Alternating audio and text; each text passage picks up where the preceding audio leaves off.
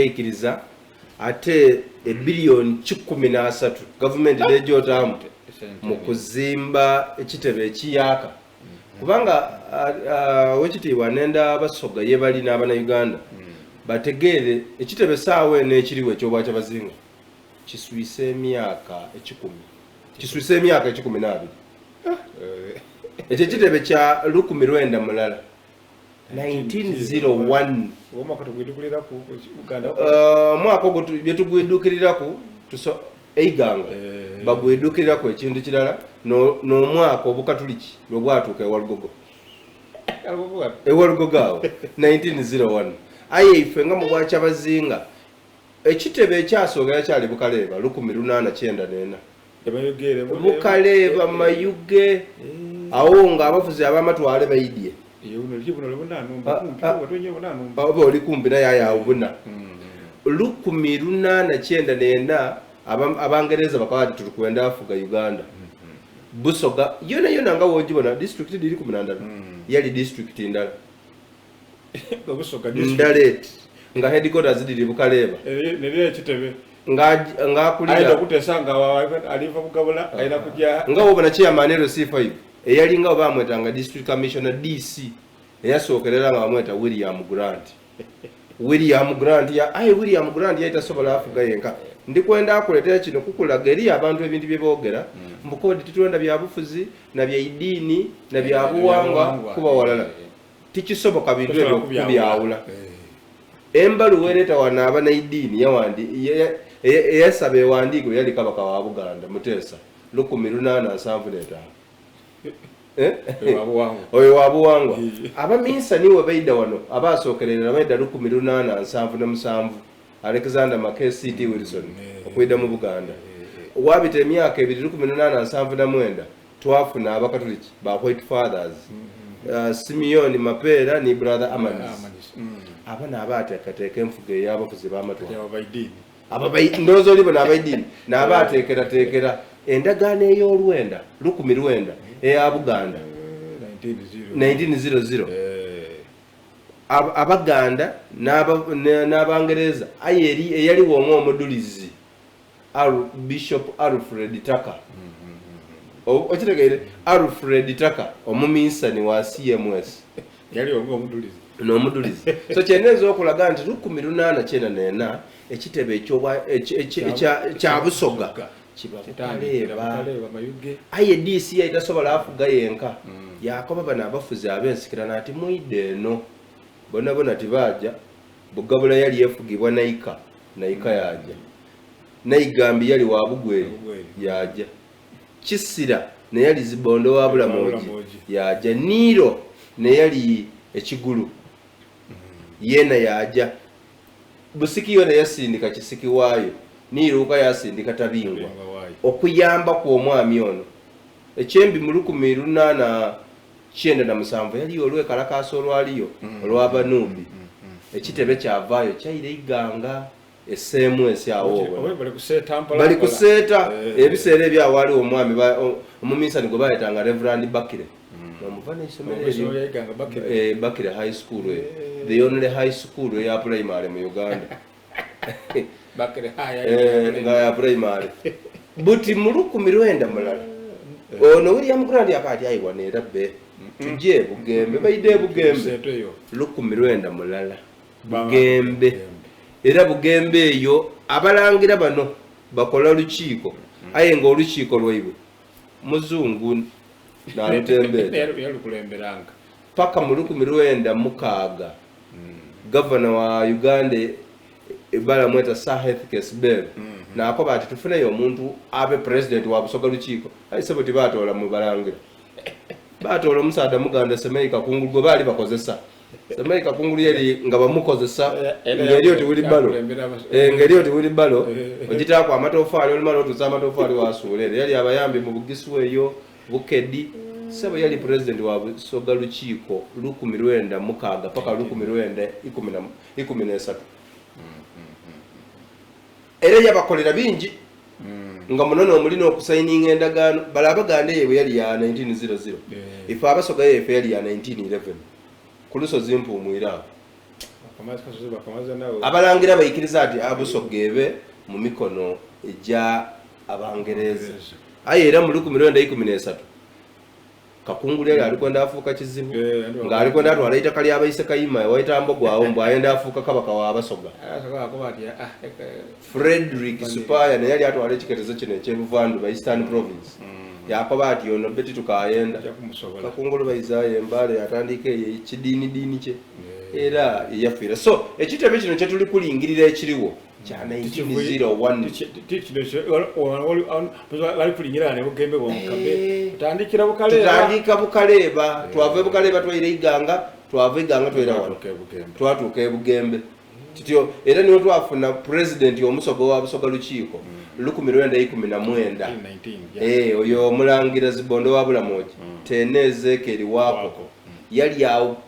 era kuva 1919 paka 1939 nga ni president wa Busoga lukiiko Abasoga bako bati wati tuba president ngayo tujja mu nkiiko ed'abakulu ab'ebyobuwangwa eri bakabaka Omugabe Omukama ate nga nensi era president bako bati kale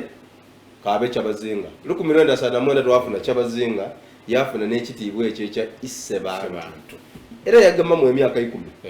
aye bingi ebimwidukirwako okuva wakati wa 1919 paka 1949 bingi olubala amasomero nga Iganga Boys wa 1919 tasobola kwerabira isomero lya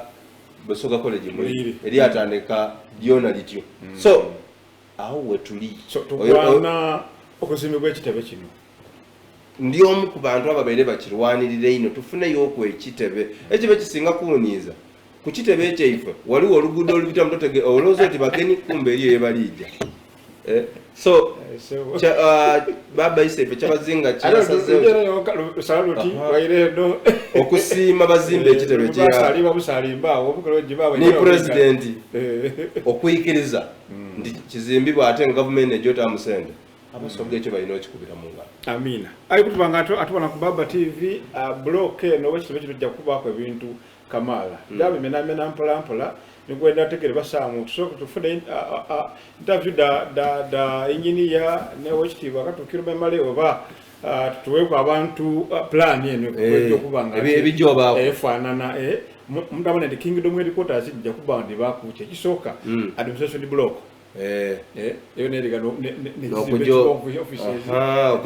office ya Katikiro office ya Kyabazinga office kodi yo Muwanika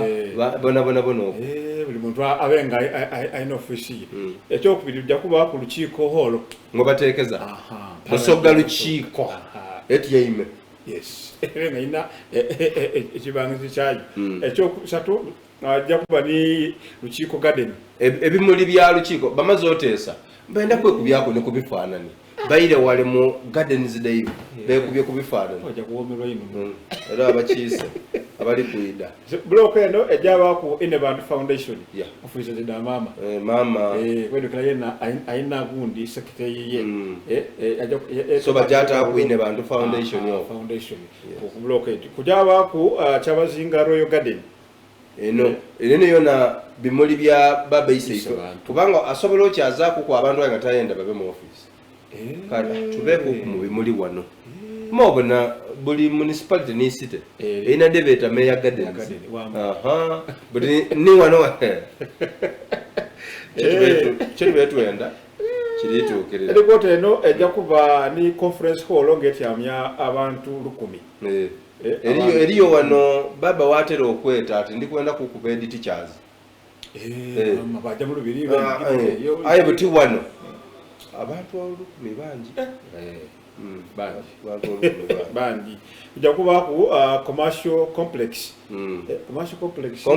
kujja kusobola oba kwa amaduuka obwa Kyabazinga bwize kubanga obwa Kyabazinga era bwenda ofuna ku kumpiira nga kirimba ebintu oso kupangisa amaduuka bateeku basasule Kingdom afunira wow jakuba ku Kalicho museum eyo najenda ira tulina abaana oli muise kisendo oli wa Mondo buza mutabane wo baji eriyo n'abaisi nempala nze ndi wampala empala njibona ku TV wetudenda tujja muzu kuba tiyiyawo so mumuno omujoba ebigema kubika ebigema kubaidye nga baba bakyabazinga bakatigira butinga buti obonanga mwami benga wamayuge ekikache taidi muziro gwe enkuni eriga so bityo ebirino so mwene ejja kuba ngetaasa abo banga basa mu kibuuka batayidi ne muziro jaibwe tujja kuba ni public square tuba tubenda mikolo nga wetuba n'amatwikira awo tuidogatanga nga wali busoka square yagawona busoka square no district kale tujja kuba ku infrastructure and services edendawulo ebintu ebyendawulo kwenda kuki enda kupitano njegano tujja kuba ku events garden parking space munda nkoko byekijoba ayo tusabaka ekifo kino bakiweire ibanga kino okuzimbibwa jamala myaka emeka okuzimbibwa okusinzira ku engineer ani ba contractor kwa bali mitambo aba National Housing and Construction Company Limited company ya government ya nejo kubanga ekolomeko okuzimba era ngusinzira ku engineer Kenneth akoba nti bajja kutambula entanguma ya bewaire myaka 3 kuva mu 2026 paka 2008 ayera kuya ndi wangu sendeke diliwo nga tusono kufunza myaka ebitwa bantu kozesi nga kiboire so awo bwakyabazinga tulijja kubunumirwa kubanga eri ebintu ife byetwale twalengera kati bana tubeeko ni museum oba na museum dino ntera okwogera kuno abakulu abebikala kandi waki mubayo kona museum yeimwe ng'ekika ndio muisaze ebintu bali ife waife abaise gundi tune gundi ife ono ne mukungane yasooka bino ne bifo ebyobulambuzi ebikulu nga biri awo ayo nebyo kubikola eyo mu masaza mu byale kicyangu so kizimbe kino abaade kotazi bali kunonya bane bifo bisatu wacha bazenga munokole ebifo bisatu awo kuta ekitebe kino ekisooka ono olubiri waigulu wangulu waliwo wano opposite olubiri waliwo waitaka liri awo then mbaba kyabazinga era abantu obona nani tutele waigulu ere polytechnic obona mubali awo waliwo itaka then ni wano wasi kitebe kiri so itaka ilo nona obangu likaise likola acres 76 yika 76 so ubanalonda wona ife tuzirabuzibu ife kyetwenda baba asime omulimu gutandikibwako ate era we gunatandikibwako kyenenda notegeeza abasoga nti era abaana baida afuna emirimu iwe niwona abatoli mu kuzimba ayi wakiri oida abayo owa boda aida avuganga abazimbi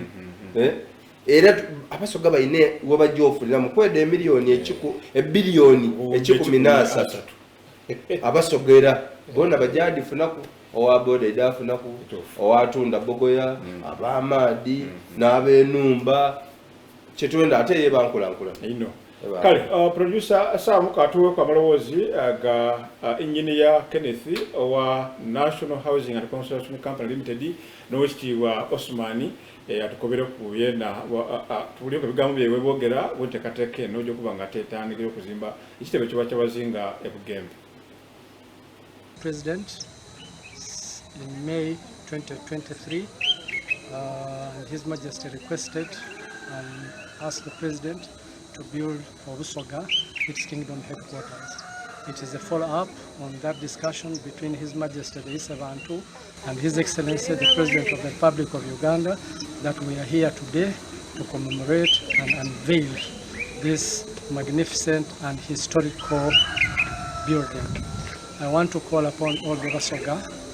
to thank His Excellency, the President of the Republic of Uganda, for this gesture of making Busoga proud and giving Busoga its pride that it longed for so many years. As you can see in the background here, these are the buildings that we have had, which have been here for over, I don't know, maybe 100 years. But today, we are putting a foundation stone. His Excellency is putting a foundation stone for this magnificent and ultra-modern building, which is going to host the kingdom headquarters, which is going to come with a cultural village, which is going to come with business amenities. I want to thank all the Basoga for the support they have given His Majesty to see that we are here today to commemorate this important occasion. Fellow Ugandans, let's support His Excellency in his bid for this election come 2026. I thank you for God and my country. Busoga okwisania na amani. Thank you. Yamanya bampita engineer Kaishuka Kenneth nzakulira ekitongole kya National Housing Corporation ekizimba ekitongole kya government mu kuzimba. Twafuna omukisa Baba Kyabazinga atuweire omulimo gwoku master planninga, designinga n'okuzimba the headquarters z'obwa Kyabazinga wane Bugende mu Jinja. Mulimo guno master planning, surveying ne designing byonna tubikoledde mu mwezi gumu, naye kati tusuubira nti omulimo bwe tuba tufunye ssente ez'okukola omulimo guno tujja kukolera myaka 3, naye singa ssente zonna zibaawo we can do this job mu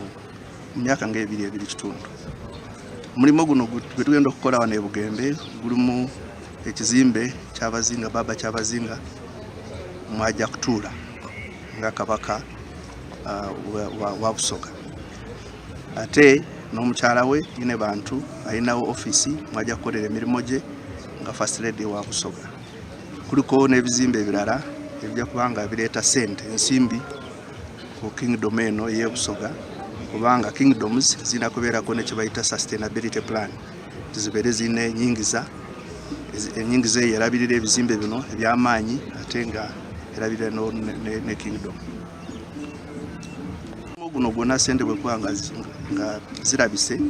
bwakumalawo obuwumbi billions 13,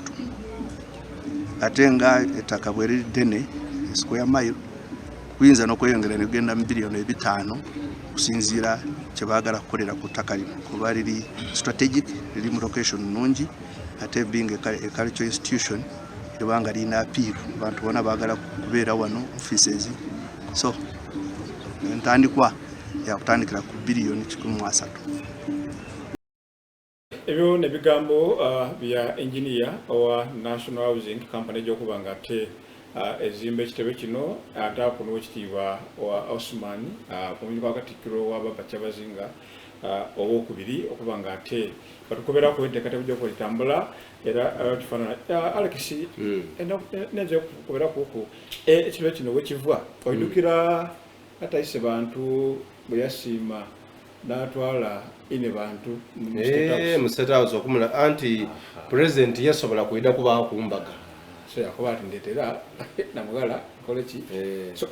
omukolo ogwo gwali mu State House president we yeyamira awo nawava kwati ndala ndakubagemeraku so bagaye ensonga yaki